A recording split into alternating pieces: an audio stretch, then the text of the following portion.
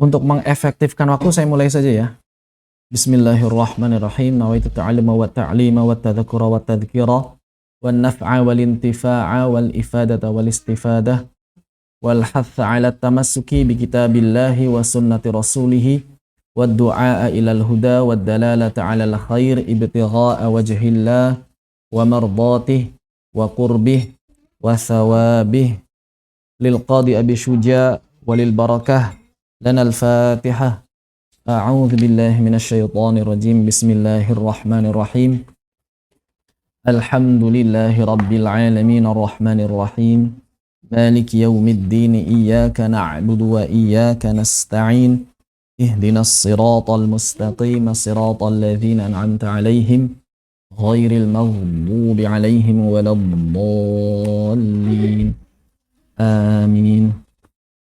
Alhamdulillahi rabbil alamin wa bihi nasta'in ala umuri dunya waddin. Thumma assalatu wassalam ala sayyidina wa maulana Muhammadin wa ala alihi wa sahbihi wa man tabi'al huda ila yaumiddin. Ashhadu an la ilaha illallah wahdahu la syarika lah wa ashhadu anna Muhammadan abduhu wa rasuluhu alladzi la nabiyya wa la rasula ba'dah. Allahumma anfa'na bima 'allamtana wa 'allimna ma yanfa'una wa zidna 'ilma. Allahumma nawwir qulubana bi nuri hidayatik kama nawartal arda bi nuri syamsika abadan abada bi rahmatika ya arhamar rahimin. Amin. Alhamdulillah, puji dan syukur kehadirat Allah Subhanahu wa taala yang kembali mengumpulkan kita dalam majelis penuh barakah ini. Kemudian salawat teriring salam semoga tetap tercurah limpahkan pada Nabiullahi wa Rasulullahi Muhammad sallallahu alaihi wasallam, juga pada keluarganya, para sahabat, para tabi'in, atba' tabi'in, dan juga semoga sampai pada kita sekalian beserta seluruh kaum muslimin hingga akhir zaman kelak, amin ya rabbal alamin. Dan semoga dengan hadirnya kita di sini dapat menambah kebaikan bagi kita sekalian, dan kemudian Allah Subhanahu wa taala menggolongkan kita termasuk ke dalam golongan orang-orang yang mencintai ilmu, yang dimudahkan langkah kakinya menuju surga insyaallah ta'ala. Amin amin ya rabbal alamin. Dalam kesempatan yang terakhir kita membahas beberapa poin penting yang berkaitan dengan haid dan juga nifas ya. Di sini wa aqallu zamanin tahidu fihi al-mar'ah. Oh bukan, sebelum ini. Kemarin kita bahas yang ini. Wa aqallul haid yaumul lail. Bahwa poin-poin penting yang mesti dicatat berkaitan dengan haid dan nifas. Yang pertama, durasi haid itu adalah 24 jam paling minimal. Sehingga kalau terputus-putus tinggal dihitung, dan ini sudah kita bahas. Kemudian paling lama 15 hari dari mulai darah pertama keluar. Adapun umumnya 6 atau 7 hari. Ini poin-poin penting yang dijadikan acuan khususnya bagi mereka yang haidnya itu tidak teratur ya. Wa aqallun nifas, adapun nifas lahdhatan. Harusnya lahdhatan deh. Bukan pakai H.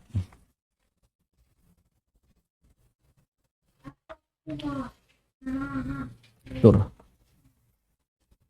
Ini pakai tak marbutah ini. Lahdhah, sesaat ya artinya. Wa aktsaruhu sittuna yauman. Maksimal 60 hari. Kebanyakan 40 hari. Ini juga poin-poin penting. Jadi kapan kemudian seseorang disebut dengan nifas? Kemarin dalam pertemuan yang lalu kita membahas haid, maka sekarang kita bahas nifas. Kapan nifas itu terjadi dalam mazhab Imam Asy-Syafi'i? Maka yang pertama setelah bayi lahir. Setelah bayi lahir. Sehingga kalau misalnya ada darah yang keluar sebelum bayi dilahirkan atau beriringan dengan bayi dilahirkan, maka dia bukan darah nifas. Kalau sebelum bayi dilahirkan, kemungkinannya bisa darah istihadhah ataupun darah haid. Kalau beriringan dengan bayi dilahirkan, maka dia biasanya dihukumi dengan darah istihadhah. Kemudian yang kedua adalah darah tersebut keluar kurang dari 15 hari setelah waktu lahir. Keluar sebelum batas 15 hari.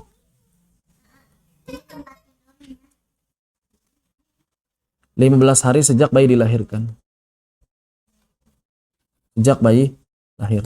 Kalau misalnya darahnya itu keluar setelah 15 hari, maka yang demikian itu bisa tergolong dengan darah, bisa tergolong menjadi darah haid. Nanti tinggal dilihat adat bagi yang ada adat ya, atau dilihat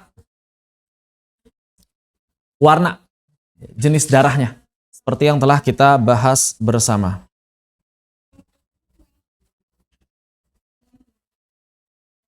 Kemudian yang ketiga, bagaimana kalau misalnya terputus, keluar kemudian terputus?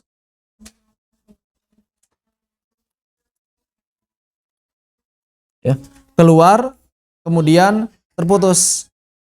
Setelah itu keluar lagi. Maka yang keluar ini dihukumi nifas. Ini nifas. Kemudian terputus, berarti nifas dianggap selesai. Tapi keluar lagi. Maka dilihat keluar laginya itu kapan? Keluar laginya itu kapan?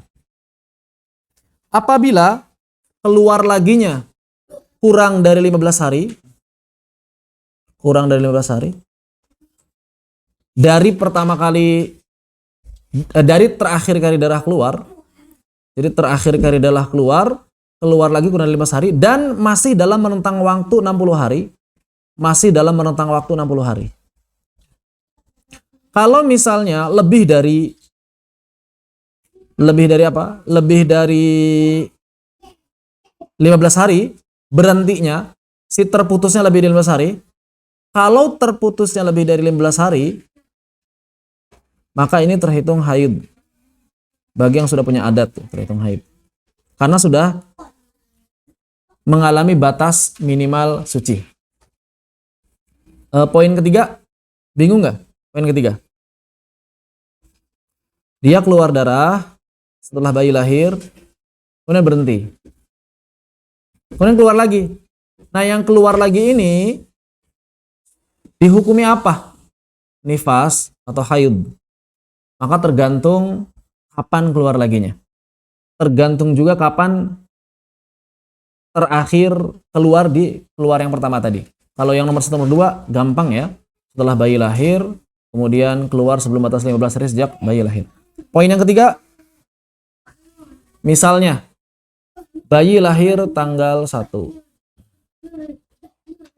Kemudian setelah itu langsung nifas. Keluar berarti kan. Sampai tanggal 2, 3, 4, 5, katakanlah 15 hari, sampai tanggal 15 misalnya gitu ya. Sampai tanggal 15 keluar. Kemudian berhenti. Terputus. Putus 15, ini 15 pagi misalnya, 15 yang terputus, 16, 17, 18, 19, 20. Kemudian keluar lagi. 21, 22, 23, 24. Nah, yang ini keluar di tanggal ini dihitung sebagai apa? Kalau melihat keadaan ini, maka dia dihitung masih tergolong nifas. Kenapa dia masih tergolong nifas? Karena 2 poin. Yang pertama, terputusnya kurang dari 15 hari. Kurang dari 15 hari. Kemudian yang kedua, keluarnya masih dalam rentang waktu. Keluarnya masih rentang waktu nifas. Rentang waktu nifas itu berapa? 60 hari kan? Nah, 60 hari. Rentang waktu nifas itu 60 hari. Walaupun ini 60 hari beda pendapat ya. Jadi 60 hari itu dihitung dari kapan sih? Begitu.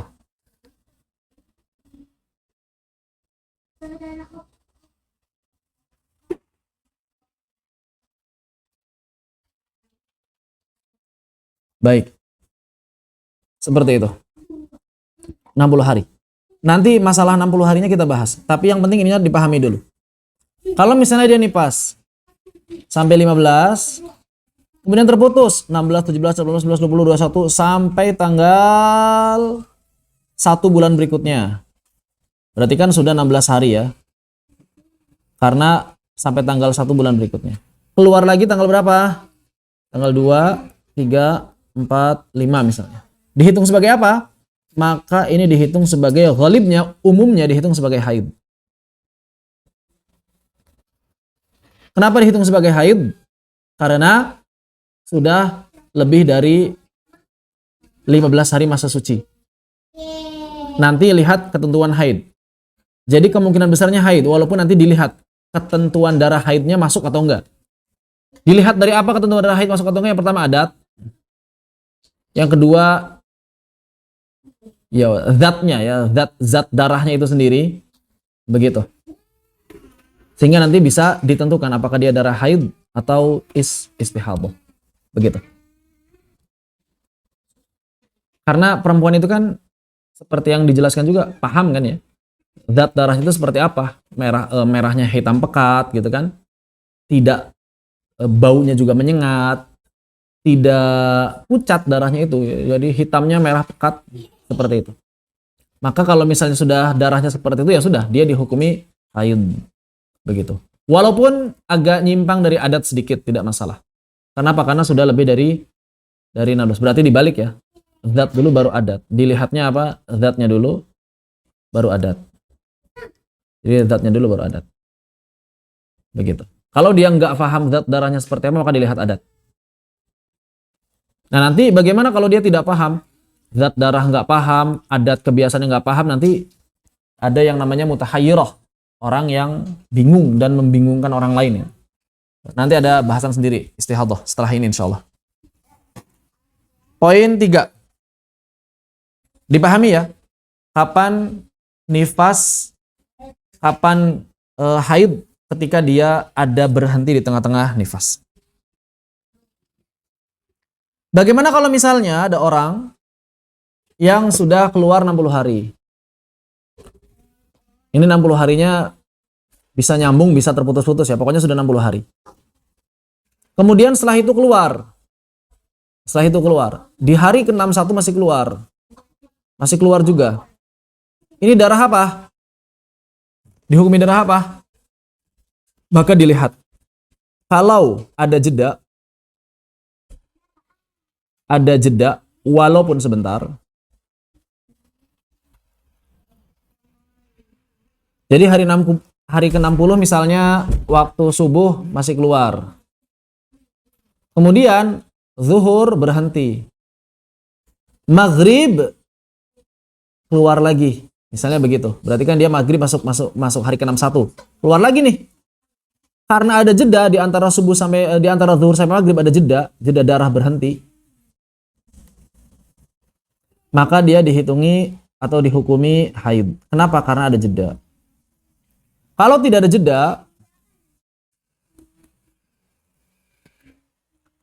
jeda, maka sisanya 61 dan seterusnya itu adalah istihadah. Secara hukum begitu. Ini enggak melihat adat, enggak melihat darah.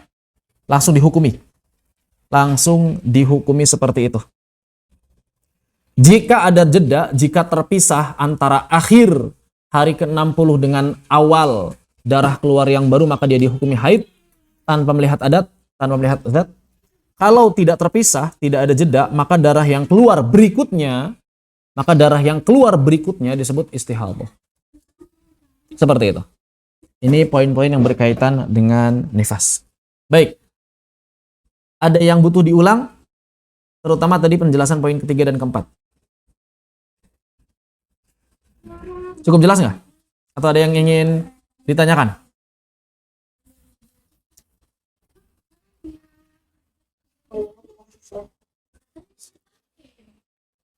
Tidak ditanyakan ya? Jelas. Walhamdulillahirabbil alamin kalau demikian. Nanti tinggal ingat-ingat aja catatan ini, rincian ini ya, catatannya. Atau nanti saya buatkan catatannya lah, mudah-mudahan insyaallah. Kalau sempat. Dan saya nggak bisa janji. Mudah-mudahan bisa gitu ya. Kemudian 60 hari itu dihitung dari kapan? Apa sih yang disebut dengan 60 hari? Maka di sini ada 3 pendapat para ulama. Kita ambil yang mana saja, ini boleh ditaklidi. Pendapat pertama, ini yang paling mudah. 60 hari itu Pokoknya dari bayi lahir. Dari bayi lahir. Baik berkaitan dengan hukum maupun berkaitan dengan waktu atau jumlahnya. Maksudnya bagaimana? Dihukumi nifas itu ya 60 hari dari bayi lahir, bukan dari pertama kali darah keluar. Begitu. Yang disebut rentang 60 hari. Demikian pula waktunya, maksimalkan 60 hari. Berarti maksimal 60 hari itu dari mana? Dari pertama kali bayi lahir. Misal, pendapat pertama, bayi lahir tanggal 1.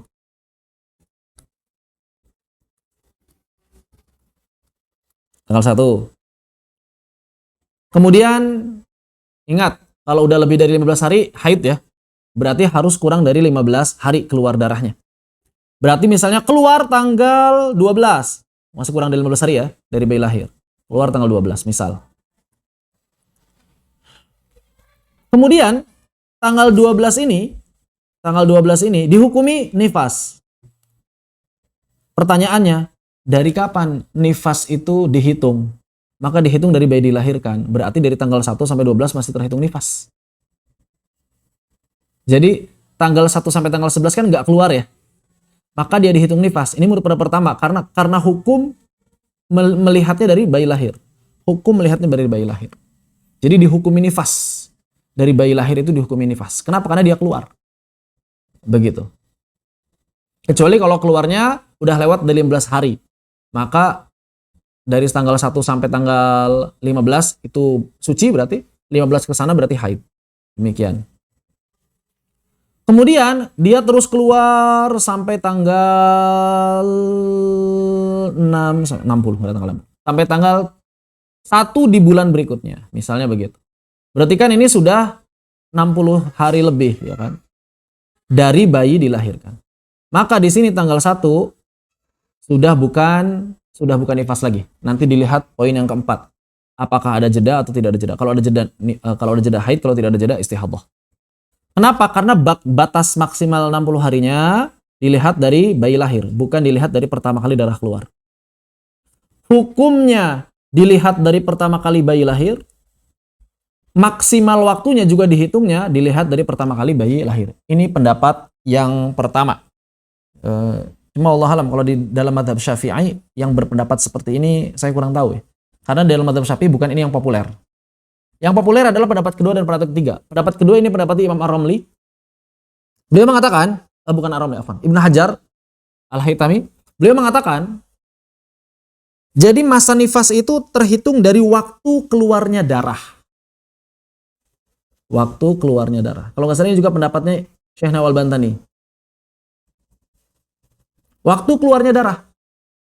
Baik dari hukum maupun dari waktu. Waktu 60 hari dihitungnya dari keluarnya darah. Sehingga kalau misalnya kasus seperti tadi, bayi lahir tanggal 1, ini bayi lahir tanggal 1, kemudian baru keluar tanggal 12, maka hukum nifas dihitung dari sini. 1 sampai 11 bagaimana? Ya bukan nifas. 1 sampai 11 bukan nifas. Kalau ada sholat yang terlewat di sana berarti harus diqadha. Kalau puasa tetap harus puasa. Begitu ya. Kemudian dia keluar sampai 12. Kemudian sampai tanggal 12 bulan berikutnya. Kemudian keluar juga masih tanggal 3 sampai tanggal 12 bulan berikutnya juga. Berarti 60 hari. 60 hari dihitung dari mana? Dihitung dari darah keluar. Maka ini masih terhitung nifas. Tanggal 12 2 bulan berikutnya masih terhitung nifas.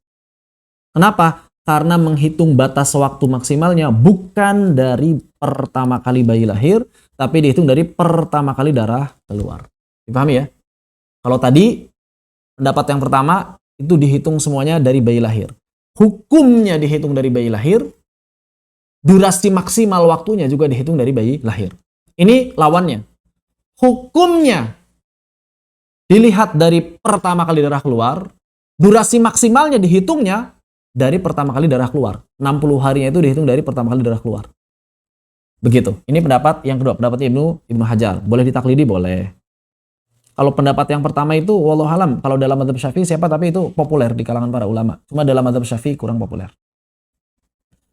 Pendapat yang ketiga, ini pendapatnya Al-Bulqini, dan kalau tidak hilaf pendapatnya Imam Ar-Ramli. Imam Al-Bulqini ini gurunya Imam Ibnul Jazari ya. Salah satu gurunya Imam Al-Jazari. Beliau mengatakan bahwa 60 hari itu ini dipisah. Kalau beliau dipisah. Masa nifas terhitung dari waktu keluarnya darah yang berhubungan dengan hukum. Jadi hukum nifasnya dimulai hitungannya dari keluarnya darah. Jadi kalau misalnya lahir bayi tanggal 1, baru darah keluar tanggal 12, maka tanggal 12 inilah nifas. 1 sampai 11-nya nifas enggak? Cuma batas maksimal waktunya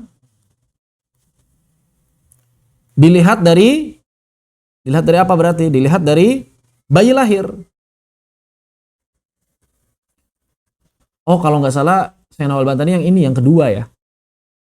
Jadi batas waktu 60 harinya dihitung dari bayi lahir, sedangkan hukum nifasnya dihitung dari pertama kali darah keluar. Ini yang paling mudah, pendapat yang paling mudah.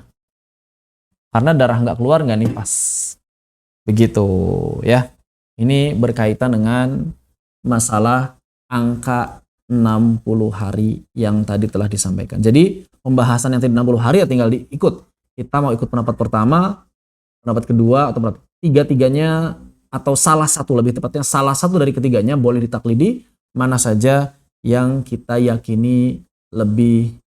Kalau dalam konteks seperti ini, karena semuanya pendapat mu'tabar, yang paling mungkin untuk diamalkan yang mana begitu. Kalau mau cari hati-hati yang paling sulit, silahkan. Bagi saya yang paling sulit misalnya pendapat yang pertama, ya udah pendapat yang pertama saja. Kalau saya bagi sulit pendapat yang paling sulit pendapat yang kedua, silahkan. Ini tidak masalah. Mau ikut pendapat yang manapun. Begitu ya. Allahu taala a'lam.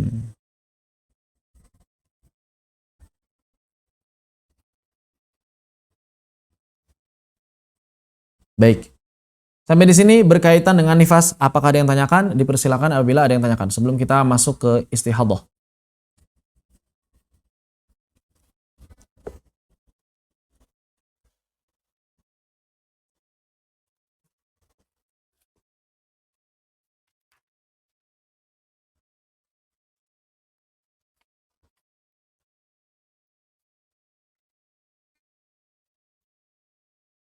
Baik.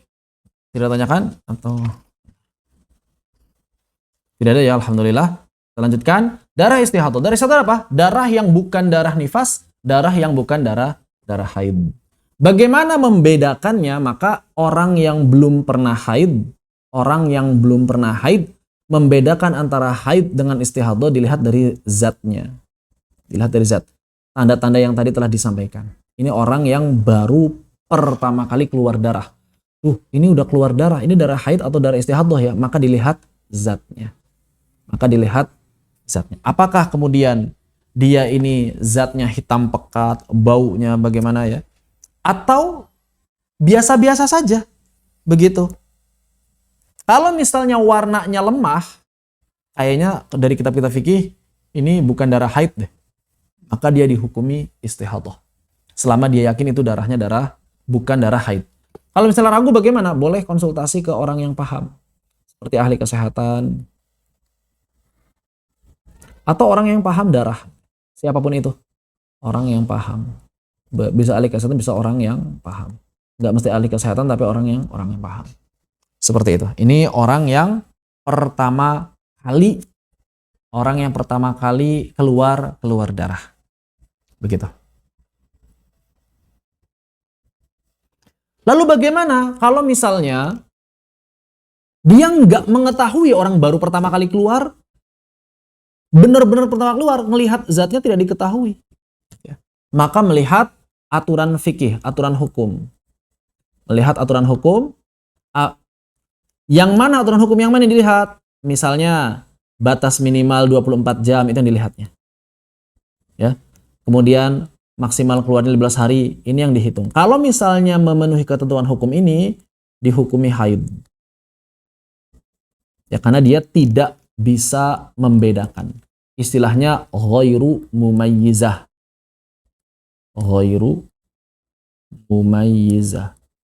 Tidak bisa membedakan. Kalau di sini orang yang bisa membedakan, orang yang mumayyizah berarti. Mumayyizah. Kalau mumayyizah tinggal lihat zatnya, bisa dibedakan. Kalau yang nggak bisa lihat zatnya, nggak bisa membedakan, bagaimana? Maka lihat aturan hukum. Begitu ya. Ini orang yang baru pertama kali melihat darah haid.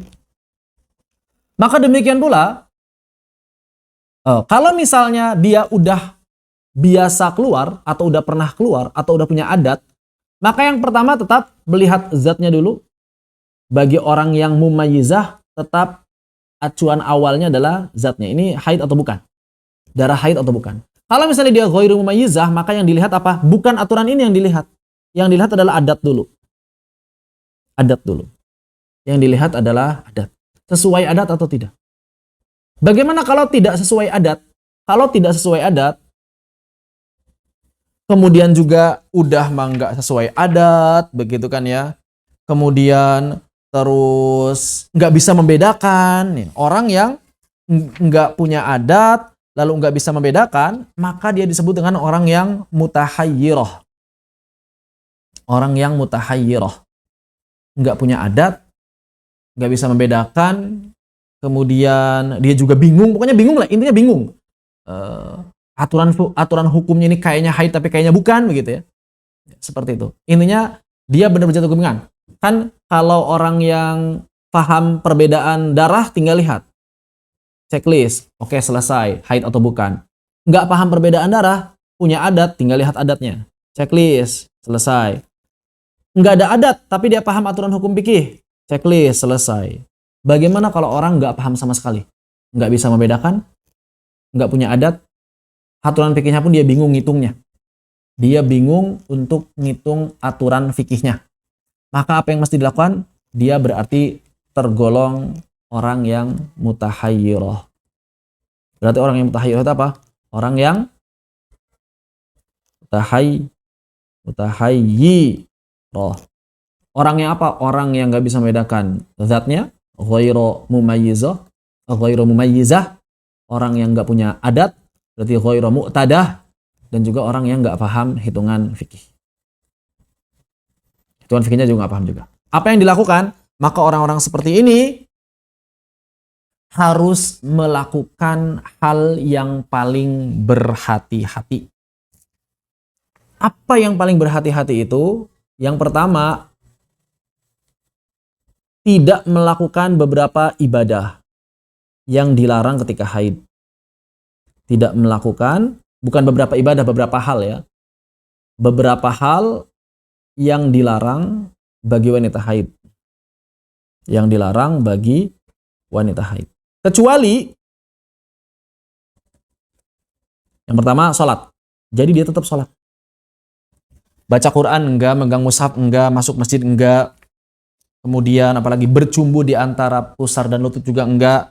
Tapi sholat. Kalau memang dia sholatnya sholat fardu, dia sholat. Begitu.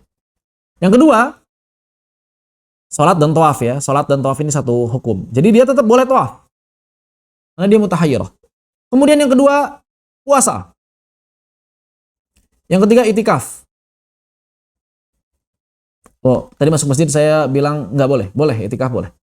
Dan yang keempat adalah diceraikan, bukan cerai.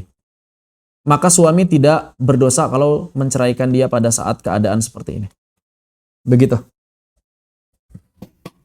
Jadi suami boleh menceraikan, bukan boleh sih sebenarnya. Tergantung boleh atau enggak. Suami nggak berdosa menceraikan istri dalam keadaan istrinya mutahayyirah.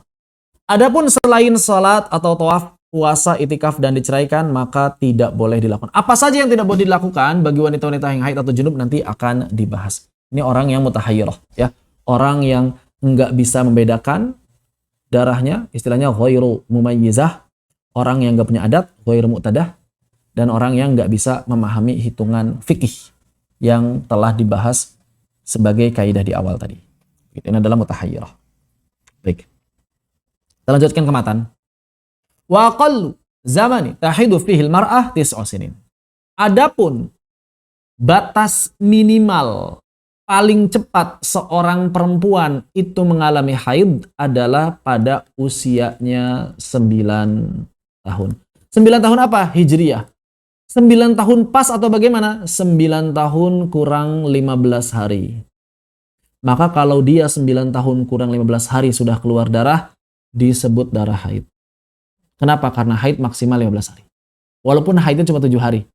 Berarti kan selesai haid belum 9 tahun sebetulnya. Tetap dia terhitung haid. Jadi 9 tahun kurang 15 hari. Ini paling cepat. Kalau 9 tahunnya kurang sebulan, 9 tahunnya kurang 2 bulan, itu udah otomatis istihadah. Itu sudah otomatis istihadah darah yang keluar. Bukan darah haid. Kemudian, waqalul hamil. Paling cepatnya masa kehamilan, sitatu ashhur. Yaitu 6 bulan. Yaitu 6 bulan. Paling cepat masa kehamilan itu 6 bulan berdasarkan penelitian para ulama. Dan sepertinya belum ada perubahannya. Wa aktsaruhu arba sinin. Adapun paling banyaknya 4 tahun. Ini angka yang ini, angka masalah kehamilan ini sangat relatif ya. Maksudnya begini. Ini kan hasilnya penelitian lapangan. Mungkin berubah, mungkin enggak. Mungkin berubah, mungkin enggak. Tapi berubahnya enggak berkurang. Yang ini enggak berkurang, yang ini enggak bertambah. Jadi 6 bulan itu udah waktu paling minimal. Apakah mungkin ada bayi yang lahir kurang dari 6 bulan? Maka kalau Allah menghendaki mungkin saja. Ini kan penelitian zaman dulu. Kalau misalnya ada bayi yang lahir 5 bulan, lalu kemudian itu benar-benar 5 bulan berdasarkan hitungan kedokteran, ya sudah, berarti ini harus dikurangi bukan 6 bulan, tapi 5 bulan. Demikian pula di sini. Kalau misalnya ada bayi yang lahirnya justru misalnya 5 tahun, ya mungkin saja. Jadi 6 bulan ini kan batas paling cepat, tapi menurut hitungan zaman dulu. 4 tahun ini batas paling lama, tapi menurut hitungan zaman dulu. Artinya, masih ada peluang untuk berkurang lebih cepat daripada 6 bulan, dan masih ada peluang untuk lebih dari 4 tahun. Wallahu a'lam bissawab. Tapi sementara ini, inilah yang disebutkan oleh para ulama.